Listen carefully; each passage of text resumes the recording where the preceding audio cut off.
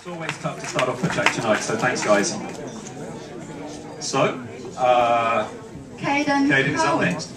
Cowan.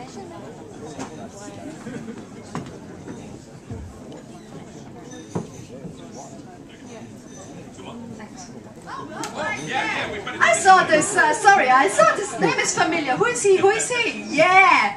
One of our youngest presenters, right? How old are you? 11. 11. Right fast, yeah! We had a 5-year-old presenting earlier, so yeah. Well, she's grown chicken now, so you're on. Go on. Thanks.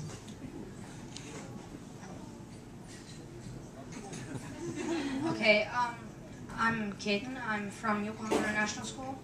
I'm in 6th grade. I'm 11 years old, and this is a story about how my art has evolved since I was in 2nd grade and until now. Yeah. This is yeah.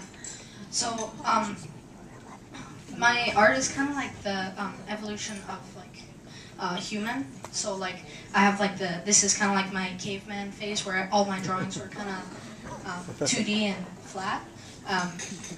Yeah, but I still have a lot of my favorite themes, so dragons and stuff like that. So yeah, when I was in 3rd grade, I took this class on calligraphy, and since I had liked drawing superheroes and stuff, so I was really excited to be able to draw 8 more Asian kind of superheroes because I was newer here. Yeah, so this is, yeah. Then I was still unhappy with my drawings, so I was started taking out books on anatomy and how all the muscles would fit together on both humans and animals. So and also proportions, so relation of the body parts and stuff. And my drawing started getting a lot better.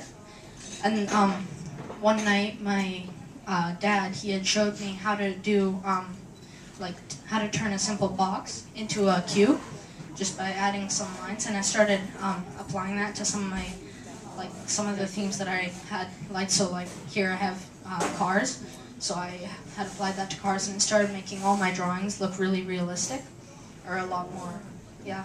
Then in 4th grade I had done this drawing of the Acropolis in art class.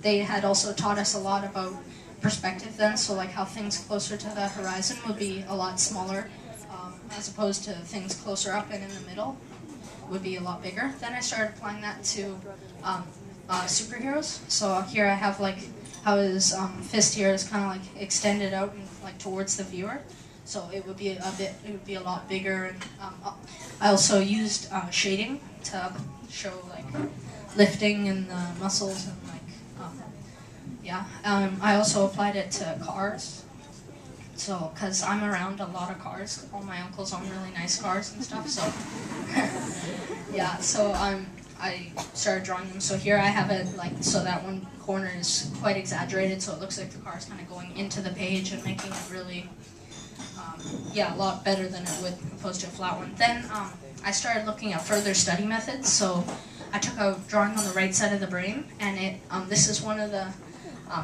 activities it had me do is draw a picture of the guy upside down, to kind of break that barrier of drawing what you think you see, not what you really do see.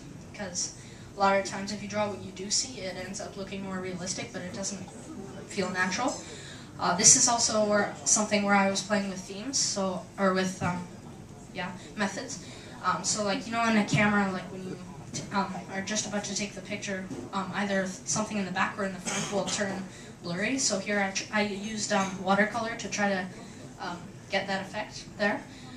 And then in 5th grade, we did this project on art, and one of the activities was Picasso's polygons.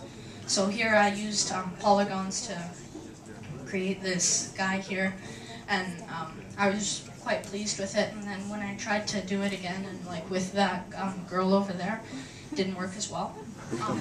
Yeah. So then since I had acquired all those skills, I was able to draw more of what I wanted to draw, so all my favorite kind of themes themes and stuff. So here I had tried mixing all these different themes up, and so I have like devil over here, and then I have like a dragon back in that corner there. Then I started drawing just like anything I saw or anything that would fit together nicely. So here I have like this idea of kind of pollution and like all stuff I found in my room. Yeah. Then I just drew like anything that I had done earlier in that day. So yeah, and then I started working in different mediums. So here I did a painting of a tree on a mountain in acrylic paint a couple of years ago, and I still trying to use all that color to show like different like roundness or like lighting coming in to make it more effective. This is one I did more recently. I was gonna make it just like a tree, but then the branches weren't working out so well, so I made it into an eagle.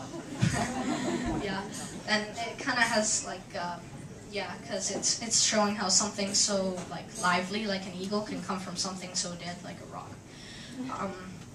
Then I tried doing like I wanted to make my own kind of logo or brand because I'm really into skateboarding and stuff. So here I have like the Buddha kind of skateboarding and stuff, and then I have my own like logo down here of it's called On Skateboards.